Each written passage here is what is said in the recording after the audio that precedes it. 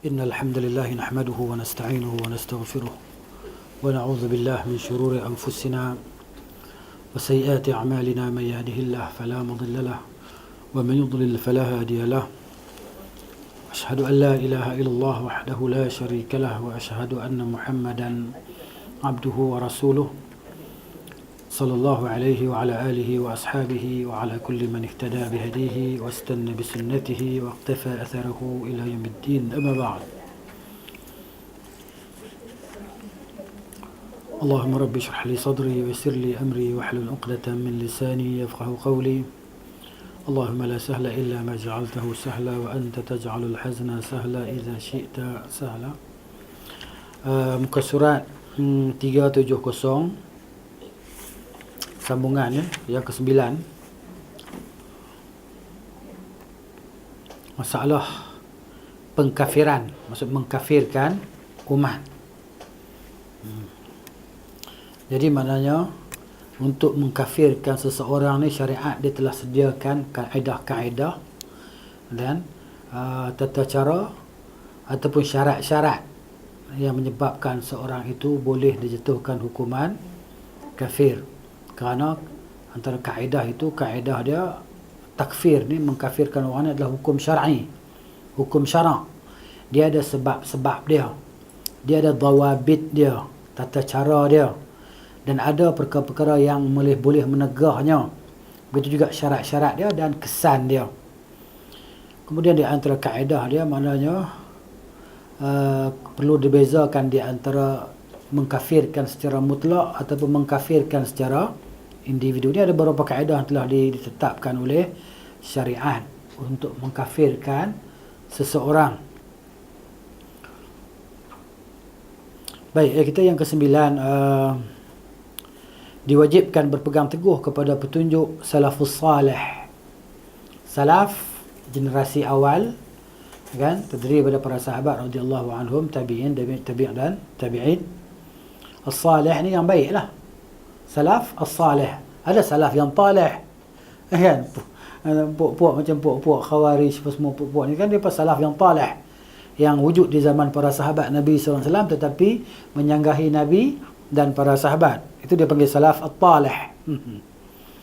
Baik, mana wajib berpegang teguh kepada petunjuk salafus salih dalam masalah sepenting ini, masalah pengkafiran manusia tadi kan.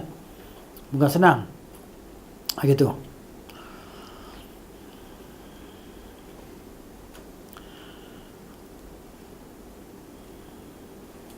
Apalagi pada zaman sekarang yang penuh dengan pemahaman yang bersumber dari hawa nafsu.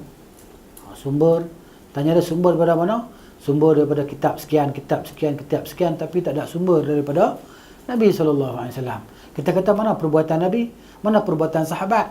Maka jawapannya jawapan yang mendatangkan kekeliruan. Dia kata apa? Takkan ulama-ulama kita tolol, takkan ulama-ulama kita ni tak reti, kan, buat benda yang tak ada dalam syariat. Dia gunakan istilah takkan ataupun kod. Itu istilah yang begitu bahaya, istilah yang digunakan oleh orang-orang yang tidak mahu, maknanya mengikut kebenaran yang jelas di hadapan dia. Setelah didatangkan kepada dia hujah dan bukti dan burhan daripada Al-Quran dan Sunnah Nabi serta amalan ataupun ikutan para sahabat, dia tak mau, dia beralih ke lain. Kita bawa ni, ada tak Nabi buat, ada sahabat buat, dia pusing ni. Dia seolah-olahnya dia tak mau dengar apa yang kita cakap ataupun apa yang kita tulis. Kita ajak, Nabi buat tak? Benda ni dalam agama kan? Dari agama kan? Ya, daripada agama. Nabi buat tak? Memang Nabi tak buat, tapi. Itu dia. Memang Nabi tak buat. Takkan kot. Kan orang lain salah. Gitu maknanya. Jadi bila kita ajak kepada amalan ataupun tunjuk ajar Nabi SAW, maknanya dia macam cuba untuk melarikan diri ataupun berpaling dengan syubhah-syubhah yang didatangkan tadi. Dia kata dalam kitab ni sebut gini, dalam kitab ni sebut gitu. Kita tanya Nabi buat ke tak buat? Dia jawab juga, memang tak buat, tapi tu belakang tu. Kan, dalam urusan agama. Hujah dia begitulah. Hujah dia katanya bahawa Nabi tak sempat buat. Nabi tinggalkan majal ataupun medan itu untuk dilakukan oleh orang-orang yang selepasnya. Tak kiralah janji benda tu benda baik. Berhujahlah dia dengan hadis ini, ada yang sahih juga, kalimatu haqqin urida bihal batil. Hadis sahih tapi pendalilan dia tak kena. Man sanna fil islami sunnatan hasanah. Dia guna hadis tu. Kemudian dia terjemahkan, barang siapa yang memulai amalan yang baik dalam Islam. Terjemah memulai. Padahal hadis itu diterjemah dengan qarinah ataupun hadis-hadis yang lain. Bahawa sunnah di sini maknanya sanna di sini amalan agama yang telah diajar oleh Nabi sallallahu alaihi wasallam, dan hadis tu sebab urut dia, sebab Nabi kata macam tu sebab apa? Pasal sedekah. Nabi tengok ada seorang datang dalam keadaan miskin bersemua tadi kan, lalu seorang sahabat keluarkan dia punya duit dia ke ataupun harta dia diinfakkan, maka orang lain pun ikut dia apa yang dia buat. Maka Nabi kata man sanna fil islami sunnatan hasanah. Jadi sedekah dalam Islam sesuatu yang dianjurkan oleh Allah dalam Al-Quran. Begitu juga sesuatu yang dianjurkan oleh Nabi SAW dalam hadis-hadis dia bab sedekah tadi kan. Bab sedekah ni bukan benda baru yang tak dikenal di zaman Nabi SAW, bahkan dia satu anjuran, bahkan perintah daripada Nabi SAW. Itu makna as-tasannum, maksudnya sunnah tadi kan. Jadi gitu maknanya dalil tu sahih dah, tapi dia guna tu tak betul untuk menguatkan pendapat dan hawa nafsu dia, untuk membolehkan perkara-perkara bid'ah di dalam urusan agama. Itu ini bersumber daripada hawa nafsu. Dia akan cari dalil-dalil yang menyokong pendapat dia dan dia pusing. Dia akan pusing ubah maksud kehendak dalil tadi ikut kehendak nafsu dia. Kemudian bid'ah dan kelompok-kelompok yang keluar daripada jamaah kaum muslimin dan imamnya.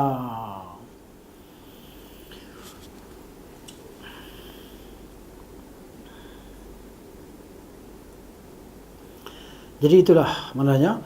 Mereka menjadikan pengkafiran terhadap kaum muslimin sebagai media untuk mengumpulkan orang-orang bodoh, ini jahil dari kaum muslimin. Macam hari lah kita kata yang Daesh, gerakan Daesh, IS tu kan. Dia pun ni cari orang muda yang semangat saja. Yang hanya ada semangat Islam. Semangat Islam saja. Tapi tak ada ilmu. Tak ada pengetahuan. Malas nak belajar. Dia nak masuk syurga syokkat. Tak payah mengaji. Kan? Pergi bunuh diri. Pasang bom banyak-banyak di badan, pergi satu tempat, kemudian tekan switch, pum, meletup. Habis semua mati kan. Itu cerita dia. Ini maknanya mereka mudah mengkafirkan orang-orang Islam. Siapa tak ikut mereka, kafir ya. Dibunuh. Halal darah tadi. Ditawan. Orang-orang yang tidak mengikut mereka di kaum wanita dijadikan sebagai hamba mereka. Itulah. Kita tengok apa yang berlaku tadi kan. Orang lelaki mereka bunuh. Berlaku sekarang di mana? Di Iraq, di Syria tu kan. Kumpulan Daesh tadi. Daesh ni apa makna dia? Apa makna dia? Daulah Islamiah Iraq dan Syam. Daulah Islamiah Iraq dan Syam. Itu bagi Daesh. Kalau IS tu Islamic State kan? Terjemah dalam bahasa Inggeris. Daulah Islamiah Iraq Syam. Mana gitu. Mereka daulah Khawarijiyah, puak-puak Khawarij. Khawarij yang menentang maknanya hukam muslimin, dan mereka menganggap selain daripada itu kafir. Halal darah. Maknanya halal darah selain daripada mereka. Ni puak ni. Sedangkan dalam hadis Nabi sallallahu alaihi wasallam, maknanya ada Nabi bagi tahu di antara hadis yang diriwayatkan oleh Al-Imam Al-Bukhari rahimahullah, bahawa hadis sabda Nabi sallallahu alaihi wasallam, Nabi kata la yarmi rajulan bil fusuq wa la yarmihi bil kufri. Tidak boleh seorang lelaki menuduh seorang lelaki yang lain dengan kefasikan. Wa la yarmihi bil kufri, dan tidak boleh menuduhnya dengan kekufuran, illa irtadat alaihi, kecuali dia akan patah balik kepada kita lah. Illam yakun sahibuhu kadzalika, kalau orang yang kita tuduh tu tak kafir, kalau orang yang kita tuduh itu tidak fasik, maka tuduhan fasik dan kafir itu kembali kepada yang menuduh. Jadi begitulah dia. Waspadalah, semoga Allah melindungimu dari fitnah terhadap lubang yang berbahaya ini, lubang pemikiran Khawarij.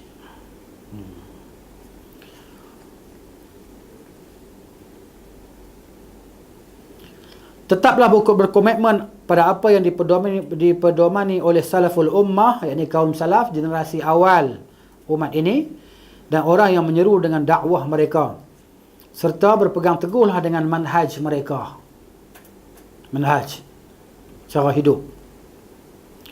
Yang ke-10, tujuan akhir dari mengkafirkan imam-imam muslimin yang dilakukan oleh orang-orang yang terkena fitnah dan keluar dari jamaah kaum muslimin dan imam mereka adalah menanamkan keputusasaan di dalam hati pemuda muslim dan mengeluarkan mereka dari benteng yang kokoh, iaitu jamaah kaum muslimin dan imamnya, ketuanya. Imam ni ketua lah. Agar mudah menjaring dan memanfaatkan mereka untuk tujuan apapun. Menjaring ni memerangkap lah. Memerangkap. Okay? Untuk tujuan apapun yang dikehendaki. Baik merosaknya maupun merosak orang lain. Inilah dia yang berlaku hari ini. Mana kita nampak berlaku di zaman kita hari ni. Benda ni bukan tak ada berlaku sebelum ni, dah berlaku dah. Tapi dia berulang dah setiap zaman, setiap tempat ni dia berulang sejarah yang macam tu. Kerana sesungguhnya serigala itu hanya akan memakan kambing yang memisahkan diri. Kalau duduk ramai serigala pun takut juga. Tapi kalau sekor-sekor dia, lauk dia lah. Gitu. Padahal sebab apa, kambing lebih kurang sama besar dengan dia ya. Kalau ramai-ramai dia pun rasa takut. Tapi seorang ni, gitulah. Oleh kerana itu, waspadalah, semoga Allah menjagamu agar serigala tidak menerkammu. Dan tetaplah berkomitmen terhadap jamaah kaum muslimin dan imam mereka, ini ketua mereka, pemimpin mereka. Nescaya kamu akan bahagia di dunia dan akhirat. Sesungguhnya orang yang merenungi kondisi umum dari firqah-firqah yang keluar, firqah-firqah ni kumpulan-kumpulan lah, kan? Kumpulan-kumpulan yang keluar daripada jamaah, ini kumpulan kaum muslimin dan imamnya, akan mendapati bahawa mereka hanya bersatu pada satu perkara saja, kan? Apa dia satu perkara tadi? Iaitu memberontak, kan? Membunuh, mengkafirkan orang. Itu. Di samping perbezaan yang tampak dalam banyak hal, benda-benda lain mereka tak sependapat. Tapi dalam bab nak memberontak, nak menjatuhkan kerajaan ni, mereka sependapat. Semua sependapat, pokok firqah tadi. Perkara membahayakan yang telah mereka sepakati adalah pengkafiran terhadap imam, yakni ketua. Jadi pengguna dalil Quran juga, wa man lam yahkum bima anzalallah fa ulaika humul kafirun. Barang siapa yang tidak berhukum ikut hukum Allah Ta'ala, maka mereka itu orang kafir. Jadi orang yang minum arak juga orang yang tak hukum ikut hukum Allah, maka orang tu kafir jugalah. Kalau ikut dalil dia kan. Orang yang buat maksiat, yang berzina, juga tidak menegakkan hukum Allah, maka orang tu kafir juga. Itu di sisi mereka, ya kan? Jadi orang buat dosa besar ni bagi mereka kafir ya. Keluar kekal dalam api neraka Jahanam. Gitu. Ini pengkafiran mereka terhadap imam, para penguasa kaum muslimin. Gitu. Dan ulama yang bertentangan dengan mereka. Jadi ulama tadi kan, yang tidak sependapat dengan mereka, yang mentahzir, yang mengingatkan orang ramai tentang kesesatan mereka ni juga dituduh, divonis sebagai orang kafir. Memperingati masyarakat untuk berhati-hati dari mereka semua, serta berdiri sebagai penutup dan penghalang untuk melindungi umat daripada fitnahnya. Berat fitnah mereka ni. Hal ini akan dijumpai oleh setiap orang yang duduk bersama mereka. Dia ramai, yang terkesan sebenarnya begitu ramai. Kalau polis nak tangkap, jenuh tangkap. Ramai sangat. Kan? Jadi maknanya yang kenapa kena kejalanan? Sebab apa? Yang jahil tu ramai di kalangan umat Islam. Sebab apa? Mungkin titik tolak dia kerana mereka rasa tak puas hati, rasa tertindas, rasa terzalim, rasa dianiaya. Dari situ mula dia mari perasaan emosi diri tadi, lalu keluarlah daripada perkataan-perkataan dari lidah tadi, perkataan-perkataan yang tak sepatutnya mereka kata, kan? Keluarlah daripada tangan-tangan mereka tulisan-tulisan yang tak sepatutnya mereka tulis. Kalau dalam Facebook mungkin macam-macam kan, orang duk kata macam ni, kata macam ni, dia nak tangkap. Ramai sangat. Gitu. Orang yang tertipu lah, pemuda-pemuda yang tertipu dengan jerat ataupun jaring Khawarij tadi. Bahaya. Jadi maknanya, kalau duduk dengan mereka tadi kan, mendengarkan ceramah-ceramahnya, membaca majalah dan buletinnya, serta mendengarkan siaran mereka dengan berbagai bahasa, tempat, parti dan kelompok, maka kita akan dapat tahu. Begitu. Fikrah ni, Khawarij ni fikrah yang berleluasa. Seluruhnya telah sepakat untuk mengkafirkan siapa saja yang menisbatkan diri kepada manhaj salaf pada zaman sekarang. Jadi kalau kita kata kita ni manhaj salafi, maka mereka akan kafirkan kita. Gitu. Paling parah lagi, maknanya orang yang ikut manhaj salaf ni dituduh sebagai pengganas ataupun teroris. Itu paling teruk. Menampak sangat orang tadi dia tak mengkaji, tak membaca ataupun dia dengar daripada sebelah pihak saja, dan dengan penuh emosi dia pula hukum orang yang ikut manhaj salaf ni sebagai teroris. Dan sebaliknya dia itulah yang teroris. Dialah pengganas terhadap manhaj salaf. Menuduh manhaj salaf ni sebagai manhaj yang ganas. Kenapa? Kerana kebodohan dia. Tak mau sendiri ambil tahu, tak mau baca, tak mau kaji, pergi dengar orang cerita, dia jadikan tu sebagai bahan bukti. Maka jadi bodoh dan salah lah dia. Begitu. Baik daripada kalangan imam kaum muslimin ataupun orang-orang awamnya, habis dituduh kafir. Dan paling teruk sekali, Ibn Taymiyah rahimahullahu ta'ala dituduh sebagai pembawa manhaj ganas ni. Dituduh macam tu. Sedangkan dia tadi begitu taat kepada penguasa kan. Bangun tadi bila dia keluar daripada penjara, dibebaskan, dia bersatu dengan kerajaan, dengan pemerintah, menentang golongan Mongol tadi yang datang menyerang negara Islam tadi. Tapi dia dituduh sebagai pengganas. Tak mana dia pengganas, kita pun tak tahu. Tapi lidah orang yang jahat ni memang itulah dia. Orang jahat, memang lidah dia jahat. Gitu.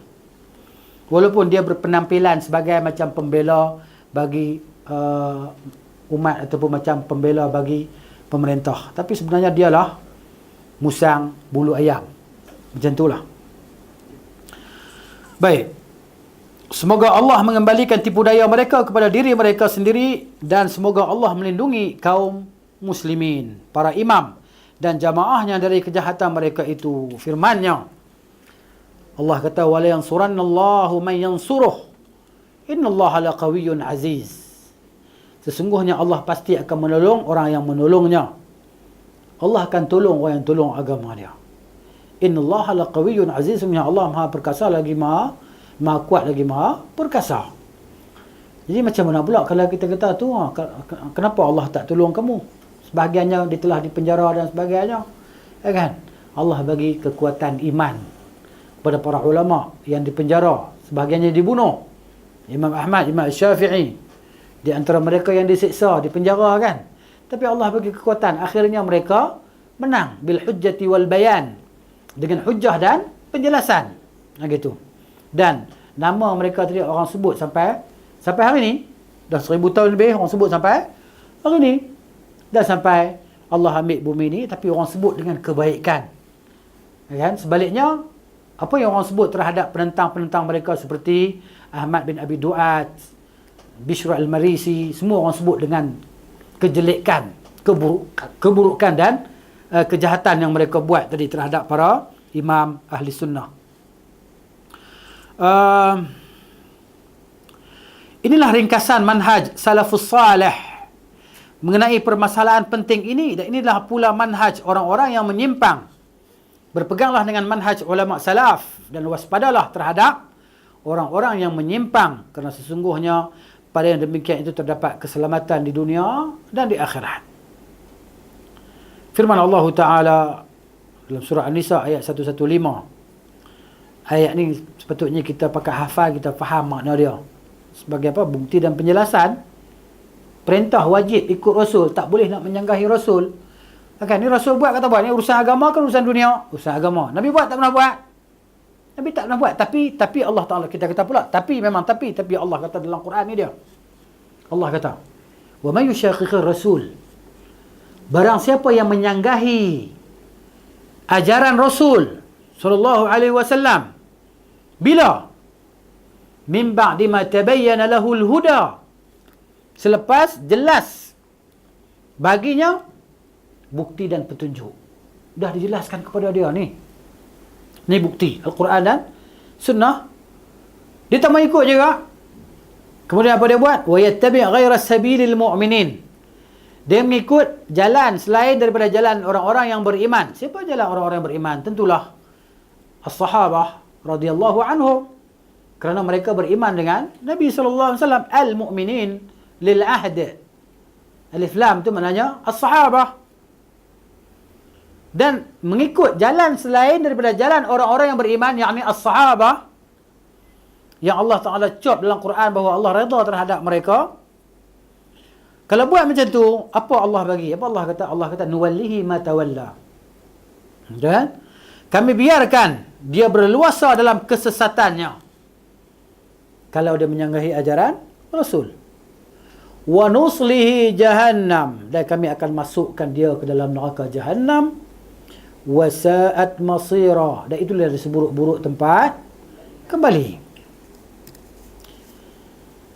Disebabkan oleh kebodohan terhadap masalah ini, maka terjadilah beberapa fitnah besar di antara kelompok-kelompok yang ada pada zaman sekarang ini.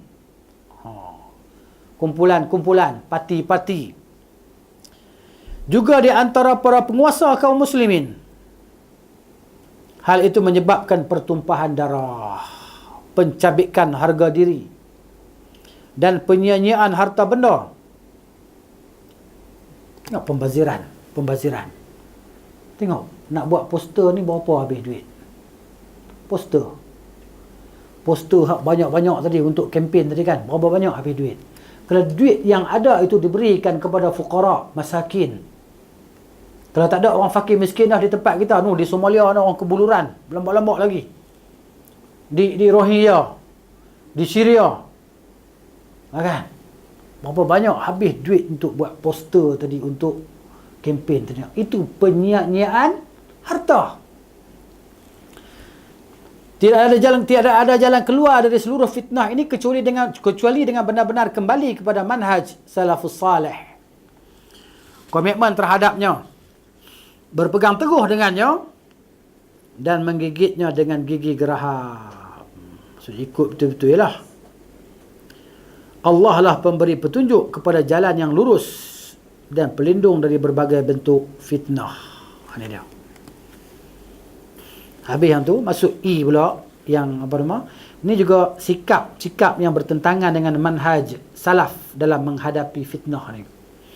Kita menanung dia sambung tak habis lagi yang muka surat 305 tu kan. Gitu. Jadi maknanya menghalalkan darah kaum muslimin yang berbeza pendapat. Ini juga sikap yang bertentangan dengan manhaj salafus salih. Sikap menghalalkan darah kaum muslimin ini merupakan akibat dari dua sikap sebelumnya. Kerana siapa saja yang memisahkan diri dari jemaah dan mengkafirkan umat, maka orang itu akan terjerumus tanpa diragukan lagi ke dalam sikap yang berbahaya ini. Itu dia keluar daripada jemaah kaum muslimin, maka dia jemaah bukan muslimin lah. Gitu. Dia maksud dia sama ada dia jemaah muslim, jemaah yang dia keluar itu jemaah bukan muslim. Gitu. Sikap yang berbahaya ni, iaitu memerangi dan menghalalkan darah kaum muslimin, baik kalangan awam maupun khusus.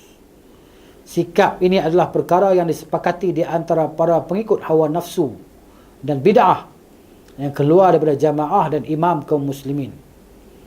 Mereka telah menghalalkan darah Uthman radhiyallahu anhu, kemudian darah Ali radhiyallahu anhu. Bahkan mereka membuat kerosakan di muka bumi dengan menghalalkan seluruh darah kaum muslimin. Ketika berhasil mendirikan suatu negara, bila dia pada hasil, ini pernah berlaku kan? Negara apa nama? Khawarij, dengan negeri Khawarij yang dia bangunkan di antara yang pernah didirikan di Amman Oman. Oman. Hadramaut pernah ada juga, Yaman. Kemudian di Tanzania pun ada juga. Dan apa-apa yang berdekatan daripada wilayah-wilayah Afrika tadi kan. Begitu juga di sebelah barat, Morocco. Pernah ada juga. Gitu.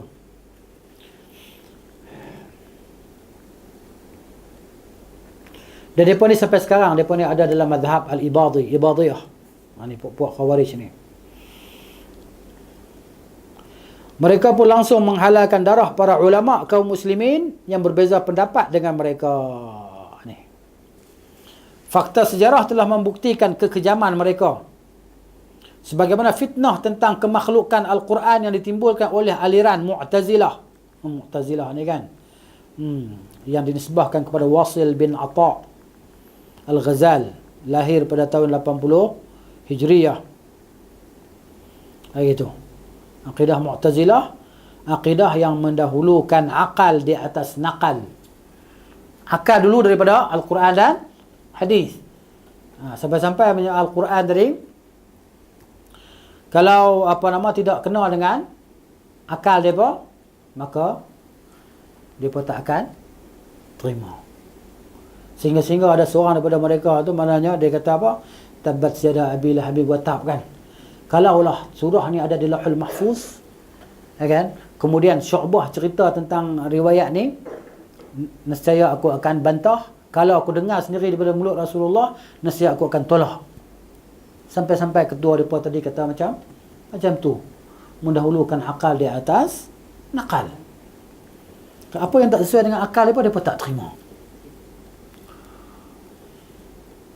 Amr bin Ubaid yang kata macam tu. Tengok. Mereka menghalalkan darah Imam Ahmad. Sehingga seorang daripada mereka kata kepada raja tadi, suruh bunuh. Uqtulhu, bunuh bunuh Ahmad tadi. Aku akan tanggung dosa, aku akan bertanggungjawab di hadapan Allah Taala di akhirat besok. Sampai macam tu dia suruh raja tadi bunuh Imam Ahmad, tapi raja tak sampai nak bunuh lah. Tapi hampir-hampir dia nak membunuh, tapi Allah cabut nyawa dia dulu, dia mati tak dalam bunuh Imam Ahmad.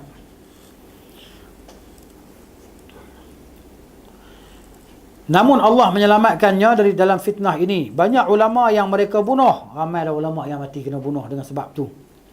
Karena mereka telah menghalalkan darahnya.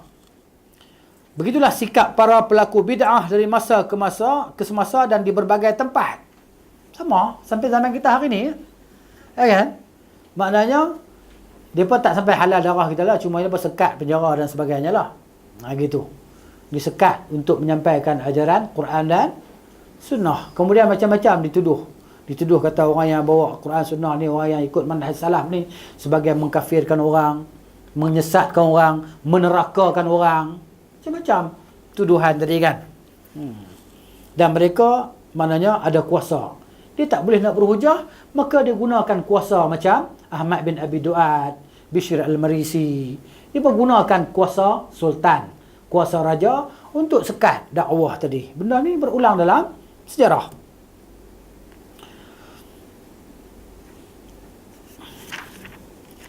Baik, Abu Qilabah rahimahullah, Abu Qilabah seorang daripada a'immatut tabi'in yang wafat pada tahun 104. Abu Qilabah nama dia Abdullah bin Zaid.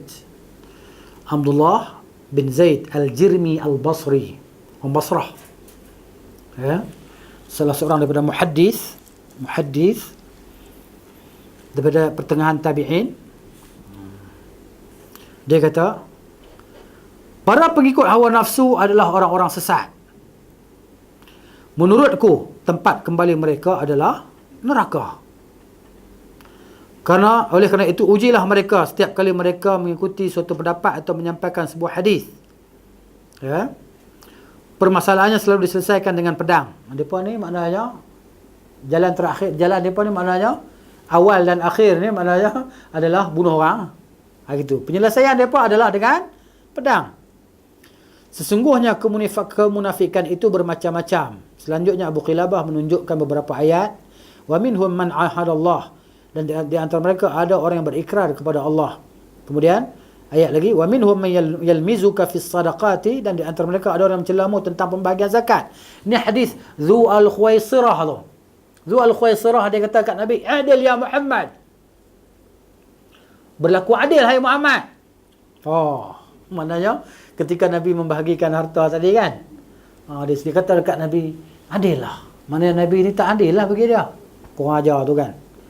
Ya Allah sebut tu dalam Quran. Wa minhum man yalmizuka fis sadaqati, di kalangan mereka puak-puak khawarij ni, orang-orang yang mencelamu tentang pembahagian zakat. Pembahagian tadi. Wa minhum alladhina yu'dhuna an-nabi, di antara mereka yang orang-orang munafik yang menyakiti Nabi SAW. Lebih lanjut Abu Qilabah mengatakan, walaupun pendapat mereka berbeza-beza, namun mereka bersatu dalam keraguan dan kedustaan. Sesungguhnya mereka berbeza pendapat, tetapi pedangnya bersatu, iaitu bunuh orang. Gitu. Sekarang tak ada pedang, sekarang pakai senapang, pakai senjata api. Sehingga aku tidak melihat tempat kembali mereka melainkan neraka. Sebab itu ada satu hadis.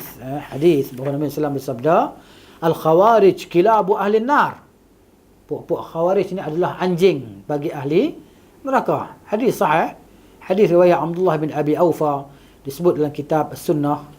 Al-Albani yang takhrij kitab Sunnah, mana dia kata hadis ni sahih. Begitu.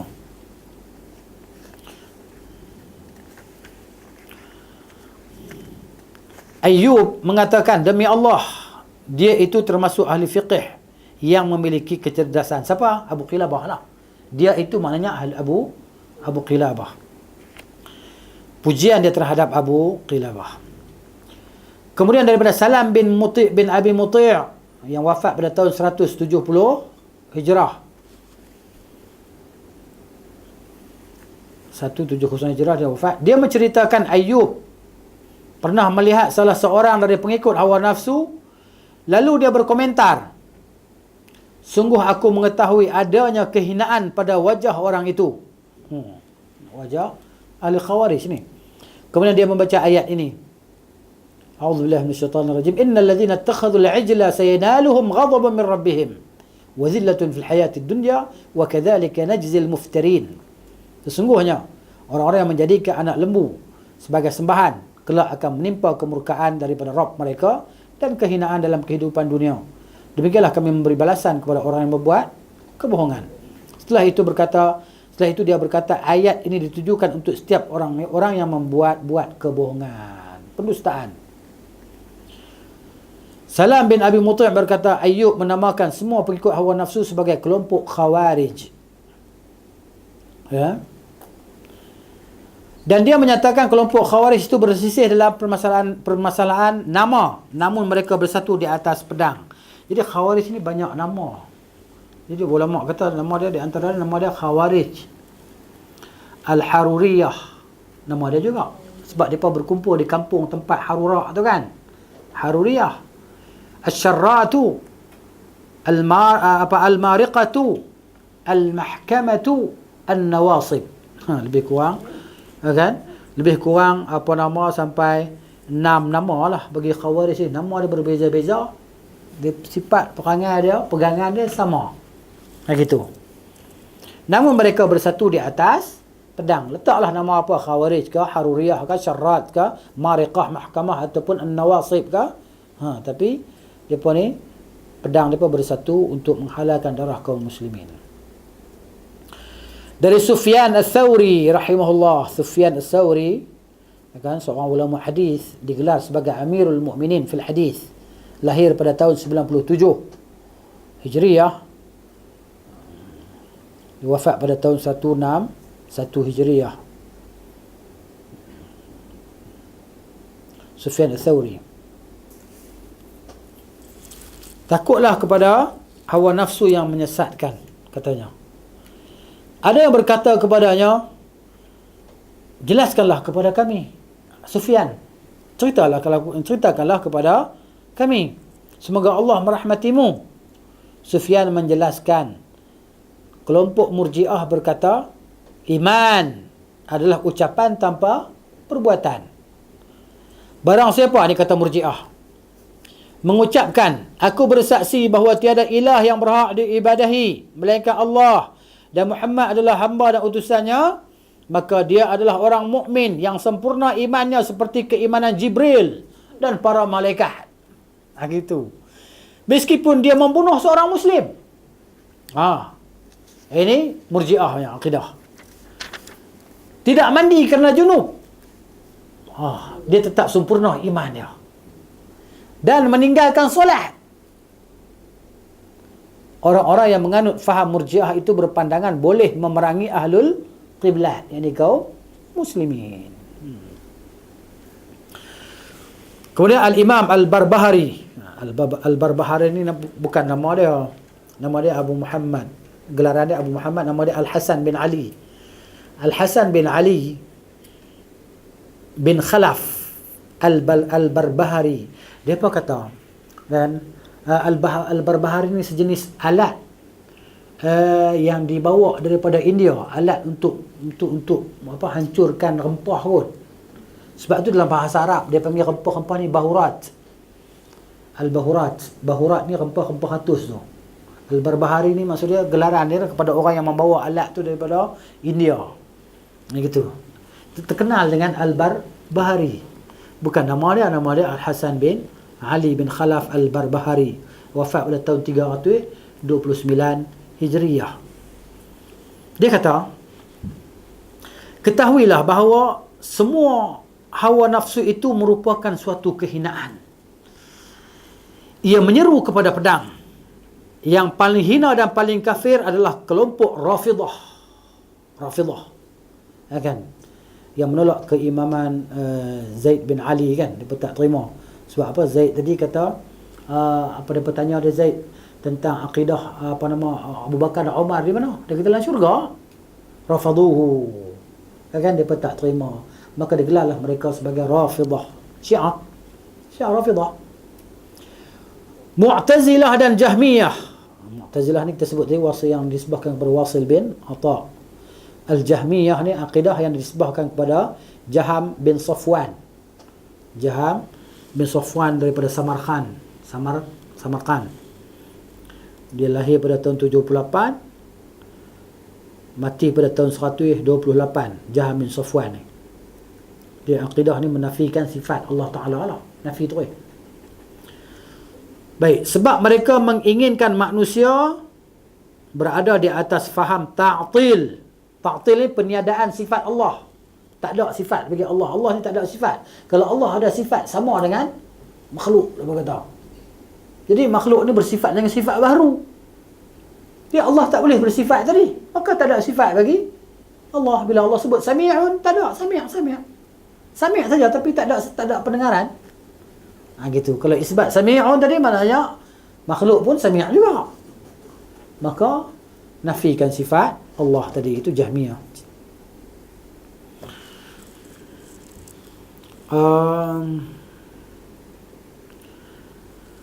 Dan zindiq ni bukan perkataan bahasa Arab ya. Perkataan yang diarabkan, Farsi macam itulah. Zindiq ni munafik.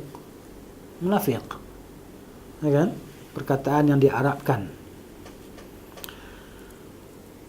Kesepakatan berbagai kelompok yang saling berlawanan atas hal ini merupakan kesepakatan yang menakjubkan.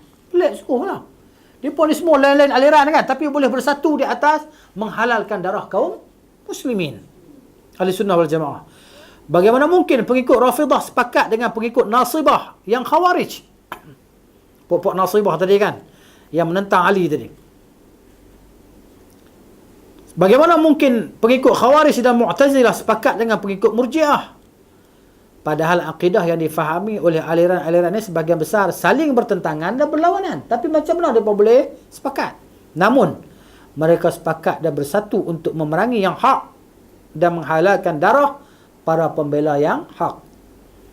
Mereka membelot daripada jamaah kaum muslimin, juga mengkafirkan dan menghalalkan darahnya. Inilah yang menjadi persamaan di antara pengikut hawa nafsu. Sama. Semua keterangan yang disebutkan oleh para ulama tersebut dapat kita saksikan pada zaman sekarang ini. Penulis hidup lagi. Kan masih hidup jadi pensyarah lagi kan. Adapun berbagai macam nama firqah dan kelompok yang membelot daripada jamaah dan imam kaum muslimin, namun mereka bersatu dalam hal mengkafirkan kaum muslimin dan imamnya. Bersatu mereka setelah memiliki kekuatan dan kekuasaan, tidak diragukan lagi mereka akan langsung menghalalkan darah kaum muslimin. Macam sekarang. Gitu. Banyak fakta sejarah yang menunjukkan kekejaman mereka terhadap negeri-negeri Islam. Baik di timur maupun di barat. Sejarah ni macam tu, dia berulang-ulang. Perbuatan manusia tadi berulang-ulang.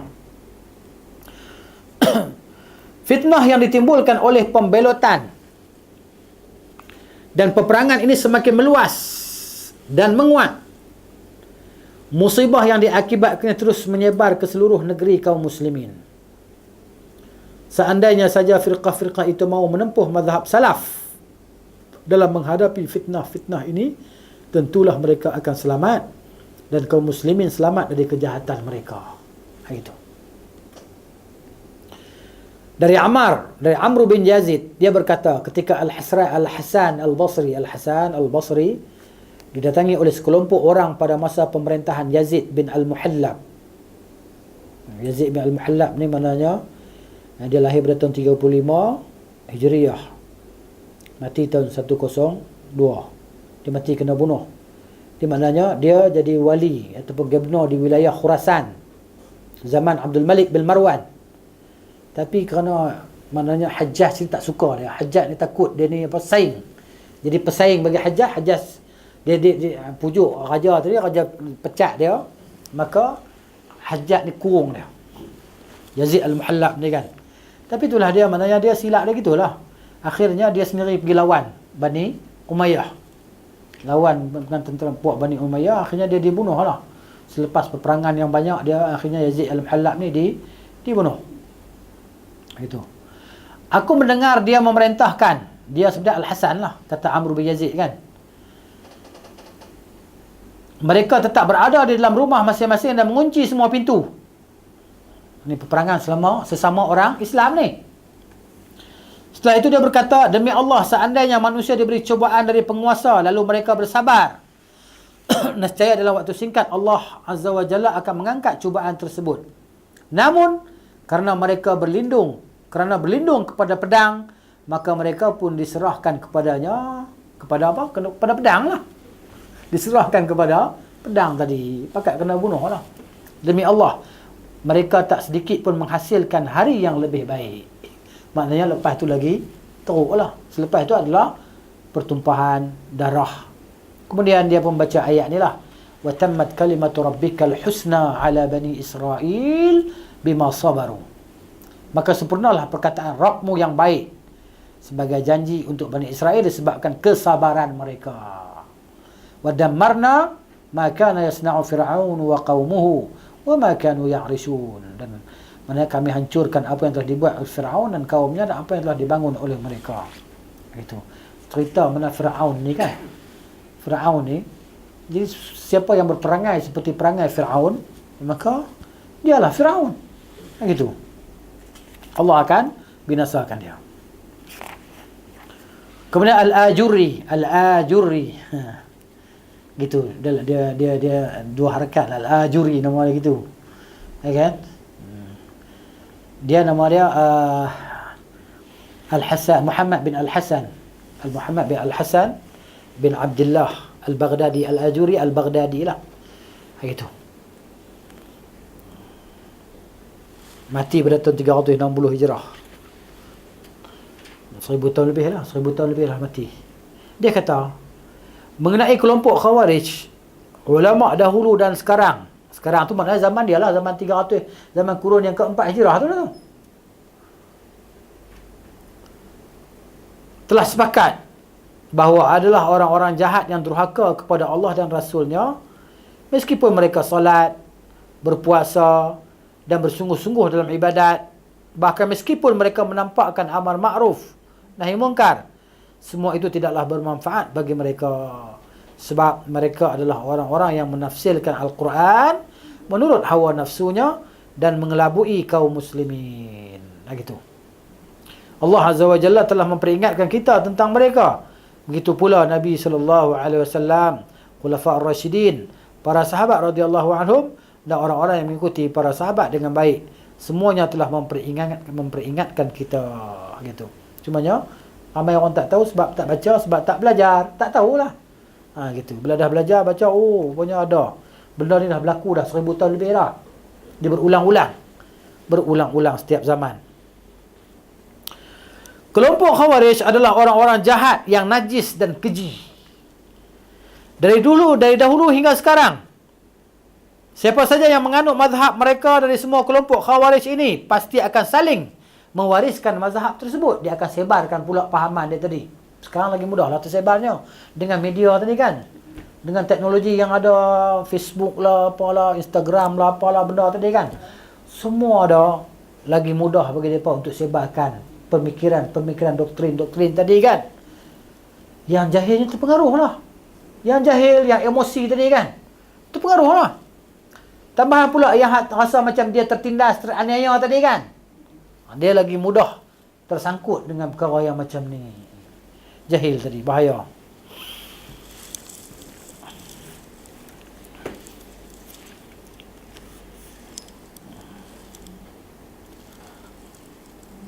Mereka memberontak terhadap para imam, yakni para penguasa dan pemimpin, serta menghalalkan pembunuhan terhadap kaum muslimin. Gitu. Al-Ajuri rahimahullah berkata mengenai kelompok Haruriyah, mereka mengikuti salah satu ayat mutasyabihat. Kan? Ayat mutasyabih ni ayat yang samar makna dia tadi. Cumanya kalau kita tengok tentang tafsiran ayat mutasyabih ni, al-mutasyabih wallazi yashtabih amruhu ala ba'dhin nas duna ba'dhin. Maknanya ayat tu sebahagian orang ni tak jelas bagi dia, tapi bagi sebahagian yang lain daripada para ulama ar-rasikhina fil ilm, bagi depa ayat ni jelas. Depa faham ayat tu. Ya humul ulama. Wala ya'lamuhu al-juhal, orang jahil tak tahu hakikat ayat tadi kan. Dan sebagainya tak diketahui kecuali hanya kepada Allah Ta'ala. Maka ayat mutasyabih tadi dikembalikan kepada ayat-ayat muhkam. Ayat mutasyabih itu berdia, wa man lam yahkum bima anzalallah, barang siapa yang tidak menghukum dengan hukum Allah, fa ulaika humul kafirun, mereka itu orang-orang kafir. Jadi dia ajak kepada hudud, maka hudud tak nak ditegakkan, maka orang yang tak nak menegakkan hukum hudud maka dihukum sebagai kafir. Ini kekeliruan. Habis itu maknanya orang yang tak menegakkan hukum Allah dalam diri dia kafir jugalah. Kan? Contohnya orang yang isap rokok, kita kata. Bagi orang yang kata rokok tu haram, isap rokok, kafir juga isap rokok. Sebab tak menegakkan hukum Islam dalam diri dia. Nabi perintahkan makan dengan tangan kanan, jangan makan tangan kiri. Bila makan tangan kiri, kafir jugalah orang tu ya. Sebab tidak menegakkan hukum Allah dalam diri dia. Jadi kerana kekeliruan tadi, mereka mengkafirkan pemerintah muslimin. Salah lah. Itu satu bahaya. Kemudian ayat dia ayat mutasyabih lagi, summal ladzina kafaru bi rabbihim ya'dilun, namun orang-orang yang kafir mempersekutukan dengan Rabb mereka. Itu ayat digunakan oleh puak-puak Khawarij. Menggunakan ayat Quran juga. Dapat kata kepada Ali ketika Ali radhiyallahu anhu berkhutbah di masjid di Kufah tu kan. Dia khutbah. Dia pun bangun penjuru sana. Ya Ali, inal hukmu illa lillah. Inal hukmu illa lillah. Tiada hukum itu melainkan milik Allah Ta'ala. Dia pun duk kata Ali ni hukum ikut kehendak nafsu dia. Dia bertuduh, dia pun kafirkan Ali. Dan para sahabat dikafirkan oleh puak Khawarij. Dia pun tak tahu Islam tu tak sampai kat mereka melainkan melalui para sahabat. Islam ni sampai dekat mereka melalui siapa? Puak Khawarij ni mana ada seorang pun di kalangan sahabat Nabi, tak ada. Mereka ni daripada kalangan tabi'in, asal dia. Cumanya benih mereka itu ada di zaman Nabi Zu Al-Khuwaisirah tadi kan. Itu ialah. Nabi kata akan keluar min dhi'a hadha, akan keluar daripada ni. Orang kawan ni kan? Mereka yang akan menanya baca Quran tidak melepasi kerongkong mereka, keluar daripada agama sebagaimana panah keluar daripada busur apa semua tadi kan. Gitu. Demikianlah ulama salaf. Tak mana tadi tak baca. Oh, bawah tu Apabila seorang pemimpin memutuskan sesuatu yang tidak benar, mereka akan mengatakan dia telah kafir. Siapa saja yang kafir berarti telah mempersekutukan Rabb-nya.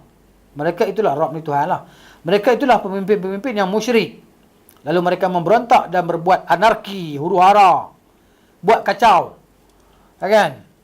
Sebagaimana yang telah anda saksikan sendiri, ini terjadi kerana mereka mentakwilkan ayat tersebut. Takwil, tafsir cara kehendak nafsu mereka lah. Lebih lanjut lagi, Al-Ajuri rahimahullah mengatakan tidak sepatutnya bagi siapa yang melihat kesungguhan seorang pemberontak yang membelot terhadap imam, baik yang adil maupun zalim, imam yang adil ataupun imam yang zalim, membentuk suatu jamaah. Kan? Tidak sepatutnya lah. Kita tengok mereka ni boleh buat satu jemaah, menghunuskan pedangnya dan menghalalkan peperangan terhadap kaum muslimin. Tidak sepatutnya ia tertipu oleh bacaan Al-Qurannya, lamanya dia berdiri ketika solat, puasanya yang terus menerus, dan keindahan kata-katanya dalam ilmu pengetahuan, selama mazhab yang dianutinya adalah mazhab Khawarij. Hebat macam mana orang tu, alim macam mana orang tu, kalau dia berpandangan dengan pandangan Khawarij, maka kan orang ni bahayalah bagi umat Islam. Sebab itu Ali bin Abi Talib radhiyallahu anhu diperangi buat-buat ni.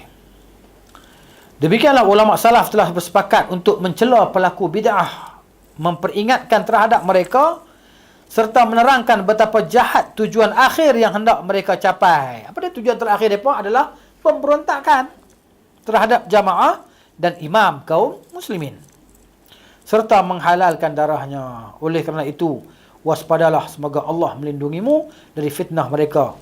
Ini fitnah terhadap mereka. Sebab mereka adalah orang-orang yang jahat. Allah Azza wa Jalla, Rasulnya sallallahu alaihi wasallam, khulafa ar-rasyidun, para sahabat radhiyallahu anhum, tabi'in dan ulama salaf telah memperingatimu terhadap pelaku bid'ah. Berhati-hatilah terhadap apa saja yang telah Allah dan Rasulnya, para sahabat dan ulama salaf peringatkan darinya. Kerana tidak ada yang binasa, kerana tidak menghiraukan peringatan Allah, melainkan orang-orang yang binasa. Maksudnya peringatan ni kena ambil lah. Kami menutup pembahasan ini dengan menyebutkan beberapa hadis yang berisikan peringatan. Ni. Buku kita pun tak lama dah habis dah. Kan? Tak lama pun dah 50 muka surat ni bah. 30 muka surat ikut. Imam Muslim rahimahullah berkata dalam Sahih Muslim, wajib berkomitmen kepada jamaah kaum muslimin ketika terjadi fitnah dalam segala keadaan, serta haram membelot dari ketaatan dan memisahkan diri daripada jemaah. Kalau ikut dalam tajuk Imam Muslim ni, maknanya kan bagaimana dengan parti-parti, kumpulan-kumpulan yang banyak-banyak tadi? Masing-masing takwil lah. Dia takwil lah. Kami yang benar, kamilah jemaah muslimin. Kamilah jemaah muslimin. Baik, kalau kamu jemaah muslimin, yang ni jemaah kafirin lah. Kan? Gitu maknanya. Perpecahan. Adapun ikhtilafu ummati rahmatun, ni hadis yang la asla lahu, yang tidak sahih, kan? Sebab apa? Bercanggah dengan Al-Quran. Allah kata wala tafarraqu, jangan kamu berpecah belah. Tiba-tiba ada pula hadis kata ikhtilaf ummati rahmat. Allah kata wala tafarraqu wa'tasimu bihablillahi jami'an wala tafarraqu, jangan duk pecah belah. Tapi tiba-tiba ada perkataan ni hadis kata ikhtilaf ummati rahmat, kita kena ikhtilaf lah. Maknanya kita kena ikhtilaf lah. Kenapa? Kalau kita tak ikhtilaf, tak ada rahmat. Kita kena ikhtilaf lah kalau ikut tu kan. Tapi hadis tu maknanya tak betul. Kerana menyanggahi nas Al-Quran. Adapun ikhtilaf pada faham, fiqh, cabang-cabang agama, itu maknanya ikhtilaf yang dibenarkan berdasarkan dalil. Ikhtilaf yang tanawwu', ikhtilaf yang mu'tabar. Maksudnya, nas tu ada, tapi fahamnya berbeza di kalangan para mujtahidin. Kan? Ulama ummah yang mujtahidin. Begitu.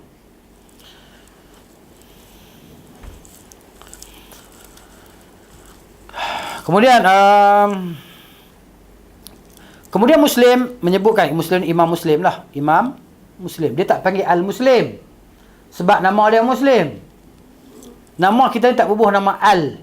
Al tak payah bubuh lah sebab kita dah alam dah. Alamiah dah. Makrifah dah.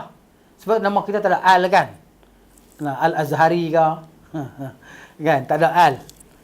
Al ni nisbah lah. Macam Al-Azhari dia pernah belajar di Universiti Al-Azhar. Biasa beritahu nama saya, oh, anda belajar di Mesir ke? Tak, nama saya macam tu. Kan, nak buat macam mana? Baik, itu dia cerita dia. Jadi bukan Al-Muslim. Kalau Al-Bukhari, bukan nama dia. Nisbah kan? Nama dia Muhammad bin Ismail. Jadi sini Al-Imam Muslim rahimahullah berkata, bab, itulah, menyebutkan sebuah hadis dengan sanadnya daripada Hudzaifah bin Al-Yaman radhiyallahu anhu bahwasanya Nabi sallallahu alaihi wasallam bersabda, yakunu ba'di a'immatun.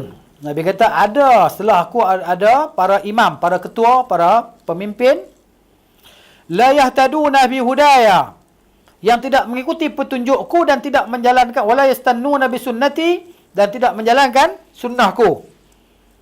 Wa sayaqumu fihim, dan akan berdiri di tengah-tengah mereka rijalun, beberapa lelaki, qulubuhum qulubus syayatin, hati mereka adalah hati syaitan, fi jusmani insin, dalam tubuh badan manusia. Maknanya di tengah-tengah tu ada orang yang macam tu. Qala, kata Hudzaifah, qultu, aku berkata, kaifa asna'u ya Rasulullah in adraktu zalika? Apa yang saya patut buat ya Rasulullah bila saya menemui tempat keadaan yang macam tu? Qala, Nabi kata, tasma' wa tuti'. Kamu kena dengar dan kamu kena taat. Wa in duriba wa tuti'u lil amir, naklah kau dengar dan taat kepada ketua. Ketua yang mana? Ketua yang tak ikut petunjuk Nabi tadi. Ketua yang tak ikut sunnah Nabi tadi. Wa in duriba dhahruka, sekalipun belakangmu dipukul, wa ukhidha maluka, dan diambil hartamu, fasma' wa ati', dengar dan taat. Sampai macam tu. Sebagian orang kata kita tak boleh nak faham hadis secara literal, kita tak boleh faham macam tu. Ya kan? Yalah, inilah dia yang jelas apa yang Nabi kata. Apa lagi yang jelas selepas perkataan Nabi sallallahu alaihi wasallam? Tak ada lagi lah yang jelas selepas itu. Wa ma ba'dal huda illa dhalal. Tiadalah selepas petunjuk melainkan kesesatan. Itu yang ada. Nabi cakap macam tu. Ya kan, jelas.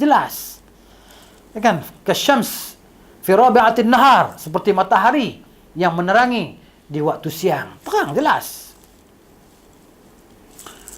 Dari Abu Hurairah radhiyallahu anhu bahwasanya Nabi sallallahu alaihi wasallam bersabda, man kharaja minat ta'ati wa faraqal jama'ah, barang siapa yang keluar daripada ketaatan dan berpisahkan diri daripada al-jama'ah, jama'atul muslimin, famata, maka dia mati, mata mitatan jahiliyatan, dia mati dalam keadaan mati jahiliyah.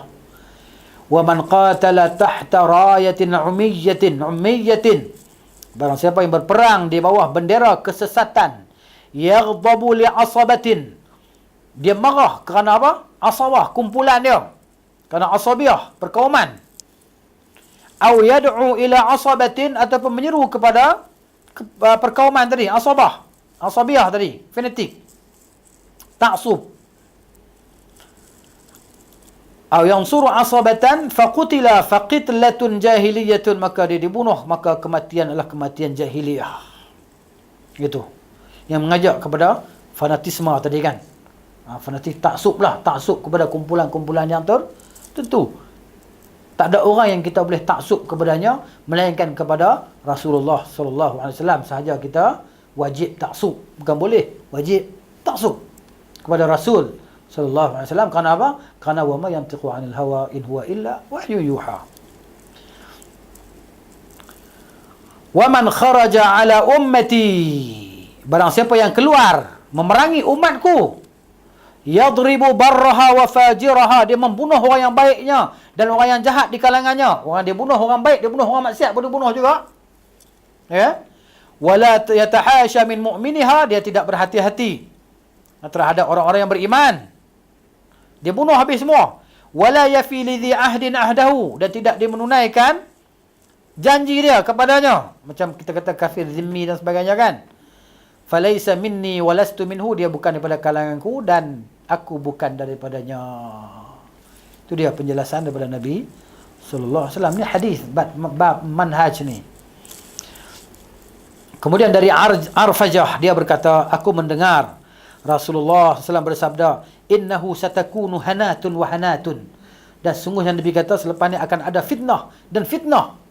Fitnah dan fitnah. Banyak ni, hanatun wa hanatun, fitnah dan fitnah ni. Faman arada an yufarriqa amra hadhihi al-ummah, barang siapa yang hendak memecah belahkan urusan umat ini, wahia jami'un, sedangkan dia bersatu, umat bersatu, fadribuhu bisayf, maka pukullah mereka dengan pedangnya. Kamu semua pukullah dia bisayf, dengan pedang, kainan man kana, tak kira siapapun orangnya. Dia yang disuruh ni bukan kita lah. Nabi suruh pemerintah muslimin tadi, kan, untuk melaksanakan yang macam ni. Boleh dihukum bunuh. Khawarij ni dihukum bunuh. Pemerintah berhak menghukum bunuh kepada mereka. Gitu. Kemudian dari Ummu Salamah bahawa Rasulullah bersabda, satakunu umara'u, akan ada para pemerintah, para pemimpin, fata'rifun wa tunkirun, maka kamu kenal dan kamu mengingkari. Faman arafa bari'a, barang siapa yang kenal kemungkaran tu, maka dia akan bebaslah daripada dosa, dia tak ikut. Pemimpin suruh minum arak ke apa-apa, dia tak minum, dia tak buat apa, tak minum arak, tak buat dosa, tak buat maksiat, maka bari'a, dia selamat. Waman angkara salima, barang siapa yang mengingkari, dia sejahteralah. Tak kira lah, ingkar paling teruk di sini lah ni. Tak ada dia ingkar di sini, habislah. Kan? Gitu. Walakin man radiya wa taba'a, akan tapi barang siapa yang redha dan dia mengikuti, kan? Qalu, para sahabat bertanya, afala nuqatiluhum, naklah adakah kami kena perangi mereka? Qala la, Nabi kata tidak, ma sallu, selama mana mereka mendirikan solat. Pemerintah tadi tidak boleh diperangi selama mana mereka mendirikan solat. Gitu. Selama mana mereka muslim. Banyak hadis lain yang semakna dengan hadis di atas, namun yang menjadi tujuan dari pengemukaan hadis-hadis tersebut adalah memberikan peringatan dengan sebahagiannya, hingga orang yang diingatkan menjadi tergugah dan dia tidak tergiring di belakang kelompok Khawarij yang menghalalkan darah kaum muslimin, kerana kelak mereka hanya menuntunnya menuju kerugian dunia dan akhirat. Allah berfirman, A'udzubillahi minasyaitonir rajim, wa may yaqtulu mu'minan muta'ammidan, barang siapa yang membunuh orang beriman secara sengaja, fajaza'uhu, maka balasannya jahannam, khalidan fiha, panjang masa dalam neraka jahannam. Tadi kan sampai dikatakan kekal, panjang masa sangat. Wa ghadiballahu alaihi, dan Allah murka ke atasnya, wa la'anahu, dan Allah laknatinya, wa addalahu, dan Allah sediakan untuknya azaban azima, azab yang sangat besar. Wal a'yadzu billah. Kita memohon perlindungan kepada Allah dari fitnah-fitnah ini. Sesungguhnya dia pemilik hal itu, maha berkuasa atasnya. Kemudian yang seterusnya, membentuk demonstrasi massal. Massal ni maksudnya melibatkan orang ramai lah. Demonstrasi yang melibatkan orang ramai. Massal. Ketika terjadi fitnah, kami berlindung kepada Allah darinya. Setiap orang akan kembali kepada sesuatu yang menjadi pedoman bagi dirinya. Maknanya, orang yang berilmu dia tahu nak lari ke mana, dia tahu nak buat apa. Orang yang jahil, maka bahayalah dia dalam keadaan dia ni takut terjerumus tadi. Guna mencari jalan keluar daripada fitnah tersebut, dan yang menjadi pedoman bagi umat Islam adalah kitab Allah dan sunnah Rasulnya sallallahu alaihi wasallam, serta komitmen kepada jamaah dan pemimpin kaum muslimin. Namun sebahagian orang yang telah terkena fitnah tidak merasa tertarik kepada pedoman-pedoman tersebut. Mereka juga tidak suka merujuk ahlul halli wal aqdi yang kita sebut tadi kan, al-ulama tadi, wal umara, kerana merasa bukan termasuk daripada golongannya. Oleh kerana itulah mereka mencari tempat lain yang dapat menjadi pelindung ketika terjadi fitnah, kerana merasa benar-benar mengetahui realita menurut anggapan mereka, maka mereka pun mengadopsi solusi dari luar Islam, buat masuk, import, ambil, kan, penyelesaian daripada bukan Islam, dengan anggapan bahawa solusi tersebut akan memberi jalan keluar. Dia pun menganggap bahawa penyelesaian tersebut akan memberi jalan keluar daripada fitnah yang terjadi pada umat. Macam ni lah kita kata kat Turki tu kan, pembelotan apa nama, daripada tentera tadi kan, sebahagian di panglima tentera dia apa dia buat, kenapa ambil daripada betul lah nasihat daripada barat semua tadi kan untuk menjatuhkan kerajaan mereka sendiri. Tu yang dipanggil Khawarij lah, puak-puak tu adalah puak Khawarij. Dan mereka ni pemerintah boleh menghukum bunuh kepada mereka. Memang dia nak hukum bunuh kan Erdogan tu kan, puak-puak ni duduk elok dah, ya kan, dengan sebab perbuatan dia berapa ratus orang mati, 200 orang lebih kurang mati kan. Gitu. Berontak terhadap pemerintah tadi. Jadi dia tak ada kebaikan. Akhirnya dia bawa kepada kerosakan, kehancuran, penindasan, kezaliman. Itu yang akan berlaku. Subhanallah, seandainya orang-orang kafir yang ada di barat dan di timur itu mempunyai solusi dari fitnah, mengapa mereka tidak mengeluarkan diri mereka dari fitnah yang mendera mereka? Sayangnya mereka sendiri tenggelam dalam fitnah yang terbesar, iaitu kekufuran terhadap Allah, penyanyian agama, harga diri, darah, harta dan akal. Itu semua terjadi kerana sesungguhnya bukanlah mata itu yang buta, tetapi yang buta ialah hati yang di dalam ada. Ketika orang-orang yang terkena fitnah itu merasa pendapatnya yang batil tidak didengar oleh ahlul halli wal aqdi di negara-negara kaum muslimin, maka mereka pun merangkul orang-orang awam. Mereka pujuklah orang awam. Orang alim ulama, mereka tak boleh nak pujuk, kan? Tapi dia bertuduh macam-macam lah, penjilat kerajaan lah, apalah, macam-macam dia bertuduh. Label tadi kan. Mereka memprovokasi orang-orang awam untuk menentang ahlul hal wal aqdi, baik dari kalangan ulama maupun penguasa, dengan memanfaatkan kecintaan orang-orang awam tersebut kepada Islam. Antusiasme mereka dalam membela Islam. Antusias ni apa makna dia? Tengok kamus terlupa lah. Kan? Kecenderungan. Kan? Kecenderungan mereka dalam membela, misalnya bahasa Indonesia ni dia ambil juga bahasa Inggeris ke Belanda ke apa ke, kan? Dalam membela Islam, lalu gairah mereka dengan melakukan jihad. Mereka memanfaatkan semua itu untuk tujuan yang sangat buruk. Itu pemberontakan tadi lah. Mereka memenuhi hati orang-orang awam dengan kedengkian terhadap para ulama dan penguasa. Ni yang mereka war-warkan. Kepada orang-orang awam itu, mereka memberi gambaran yang tidak sesuai dengan kenyataan. Orang awam ni kan, nama pun orang awam kan, mereka pun tak nak belajar masalah dia. Tak nak belajar, tak nak mengaji pun semua kan. Tak nak ambil faham, tak nak ambil tahu. Memerintahkan perintah yang tidak dapat ditentang. Memerintahkan perintah yang tidak dapat ditentang dan dibantah. Dan perintah itu menjadi suatu kewajipan bagi mereka, dan bahawa mereka tidak dapat lepas dari kewajipan ini dan dapat Allah pada hari kiamat kelak, kecuali dengan memperbaiki kerosakan yang ada pada umat ini secara langsung dengan menggunakan cara mereka. Ini mana fitnah Khawarij, fitnah yang sangat besar lah yang dihadapi oleh umat Islam akan sejak dulu sampai hari ini. Mereka yang memburukkan pandangan orang terhadap Islam. Dia orang pandang tu lah, orang pandang sampai Islam ni terus pengganas apa semua tadi kan, yang tak baik semua disandarkan kepada Islam. Jadi padahal sebenarnya bila orang tengok dulu kalau kita baca dalam sejarah, kan, negara yang belum dijajah, belum ditakluk oleh tentera Islam, kan, rakyat dia sendiri panggil tentera Islam datang untuk membantu mereka daripada kezaliman pemerintah mereka dan pembesar-pembesar mereka kan. Dia tulis surat sendiri kepada kerajaan Islam, tolong selamatkan kami.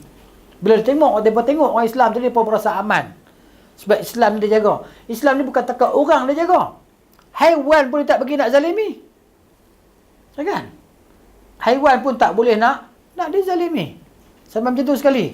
Tambahlah orang lagi tak boleh nak dizalimi. Islam dia jaga semua. Tapi kalau orang hantar Islam tadi, tengok apa mereka buat.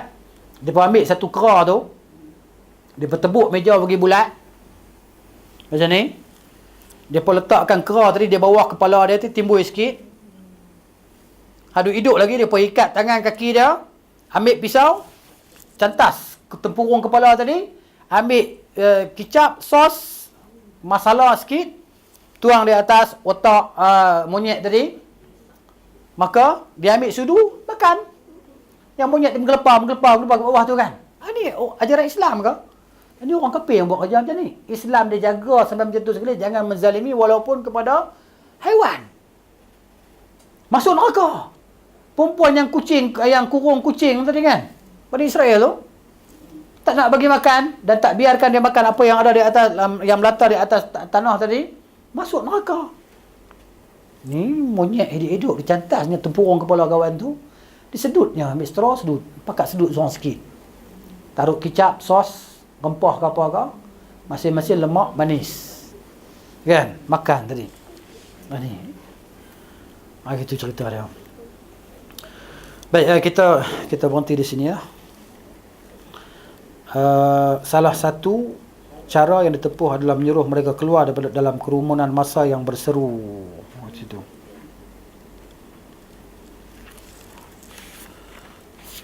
Nak beda ha? InsyaAllah 3 kali duduk je kot. 3 kali duduk je kot. Ya? Tak 3 kali duduk, 4 kali duduk. 4 kali duduk kot, ha? 4 kali duduk. Nak cepat habis senang, baca sendiri di rumah habis. Ustaz kita baca kitab lain. Okay. Wallahu ta'ala alam bisawab. Subhanakallahumma wa bihamdika asyhadu an la ilaha illa anta astaghfiruka wa atubu ilaik. Assalamualaikum warahmatullahi wabarakatuh.